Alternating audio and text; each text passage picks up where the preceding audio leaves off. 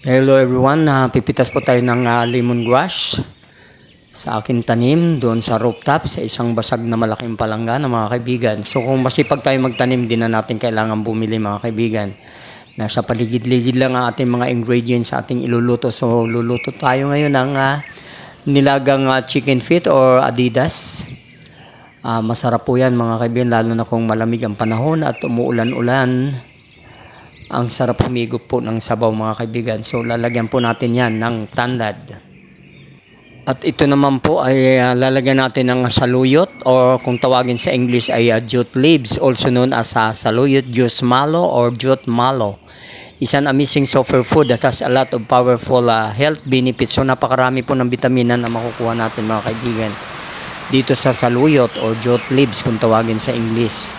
Masarap po ito, madulas, parang okra po siya pero full of vitamins. So ayan po mga kaibigan, at ang ating napagtanggalan, huwag natin kalilimutan na ilalagay natin lagi sa paso upang gagawin natin compost at pataba sa ating mga halaman mga kaibigan.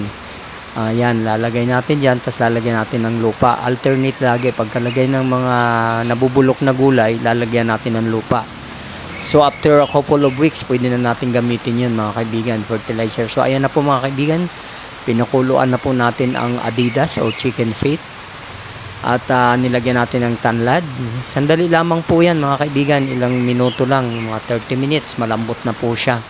So lagyan din natin ng hot chili upang maging maanghang siya at maging malasa, maging masarap mga kaibigan. At ayan po, luto na mga kaibigan. Timpla na lang natin kung anong gusto nyong ilagay ng mga seasoning or salt. So masustansya po yan, lalo na sa mga may mga joint na mga sumasakit, kasi meron to mga cartilage or yung mga kung tawagin ay yung madulas po na pampadulas sa ating mga tuhod, lalo na kung ikaw ay senior citizen na. So kailangan kumain tayo ng mga pata. And then ayun, ilalagay na natin ang jute leaves na napakamasustansya mga kaibigan.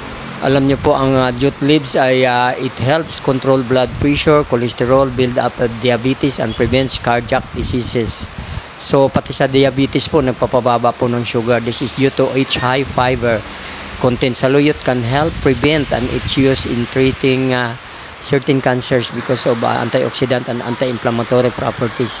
It can also be used for treating asthma. So kung may mga asthma, gamot din po ang jute leaves or saluyot. Mura lamang po ang saluyot mga kaibigan. Isang bundle makakabili ka na 35 pesos to 40 pesos. Napakarami po niyan. At napakamasustansya po nito mga kaibigan. Yun nga lang, yung iba ayaw nito dahil madulas. Pero gustong gusto ko po to, lalo na yung may gata nito. Ay napakasarap mga kaibigan, tas maanghang-anghang. So marami po tayong makukuha ng mga health benefits dito mga kaibigan sa pagkain ng saluyot, at saka at the same time pagkain ng chicken feet. Dahil ang chicken feet, kung tutusin, dati hindi po binibili yan, ngayon binibili na. Kasi marami din pong naitutulong nito sa katawan ng mga tao. At ayun na nga po, at habang umuulan-ulan, napakasarap po humigop ng sabaw at maanghang-anghang. Ayan po mga kaibigan, ang chicken feet with tanlad and jute leaves or saluyot. So ayan na po mga kaibigan, in just a few minutes okay na po yan. Basta't ma-blanch lang yung saluyot, kasi madali po maluto yan, okay na, pwede nang patayin at ready to eat na po siya mga kaibigan. So napakadali lamang po. Muli mga kaibigan, please don't forget to subscribe, like, and share. At ayan na po ang ating finished product. Kain na po tayo. Come on, join. Let's eat mga kaibigan ng ating tanghalian habang umuulan-ulan. Napakasarap humigop ng sabaw. And bye-bye everyone. Hanggang sa susunod na mga vlogs natin. Please don't forget to subscribe. Again, like and share. Thank you so much at maraming salamat. God bless everyone, and bye-bye.